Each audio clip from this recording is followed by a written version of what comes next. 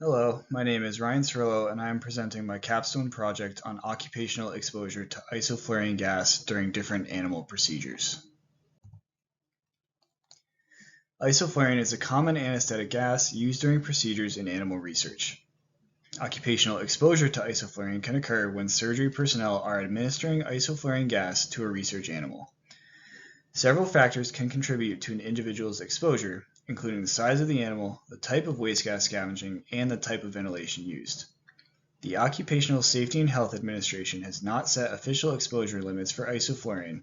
However, the California Division of Occupational Safety and Health has established a permissible exposure limit of 2 parts per million over an 8-hour time-weighted average.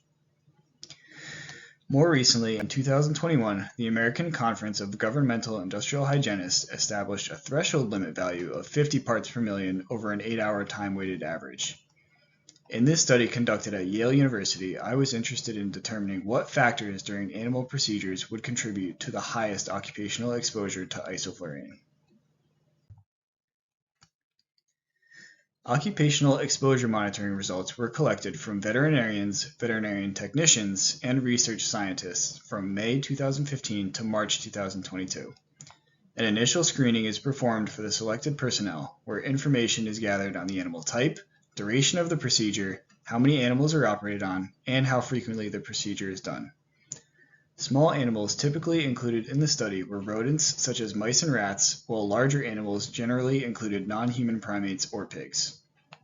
An inspection of the operating space is then performed to determine how the anesthesia is delivered.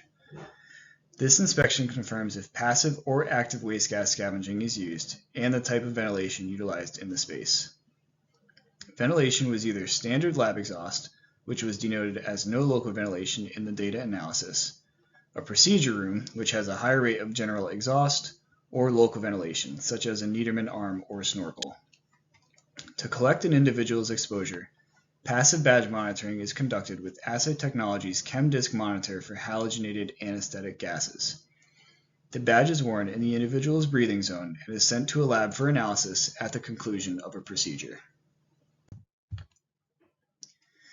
SPSS was used for descriptive statistics and to compare means of the different variables. Box and whisker plots were used to portray the data for the variables of animal size, ventilation type, and waste gas scavenging. The 8-hour time-weighted averages were recorded in parts per million and are shown on the y-axis, with the variables shown on the x-axis. During data analysis, it was observed that all large animal procedures were conducted in procedure rooms with active waste gas scavenging. Because of this, graphs of waste gas scavenging and ventilation type were done with data collected from small animal procedures only. There was a total of 61 cases included in data analysis, with one outlier case that was excluded. Independent t-tests were conducted for animal size and waste gas scavenging type, while one-way analysis of variance was done for ventilation type. When comparing the means, only large versus small animal procedures showed statistical significance, providing substantial evidence that procedures involving smaller animals resulted in a higher occupational exposure to isoflurane. This may be because large animals were always intubated and small animal procedures were typically done on open lab benches.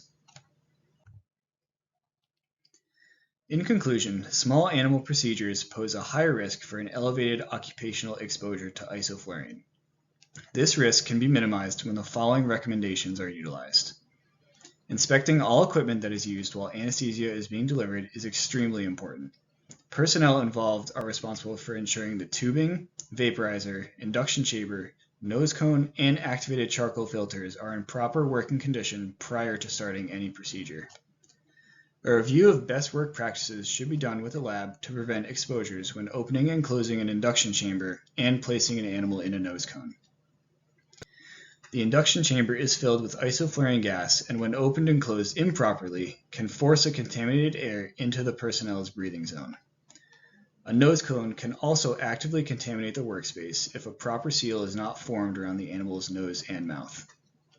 Personnel should also remember to keep their breathing zones as far away from the animal during this process as reasonably achievable.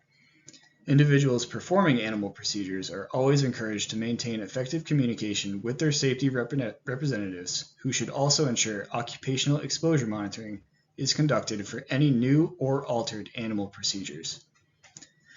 Safety personnel should also train the isoflurane users on the hazards associated with isoflurane, including symptoms of acute exposure such as headaches, dizziness, and nausea. I would like to thank Yale University's Department of Environmental Health and Safety for giving me this opportunity to learn about isoflurane exposure. I would also like to thank you all for listening.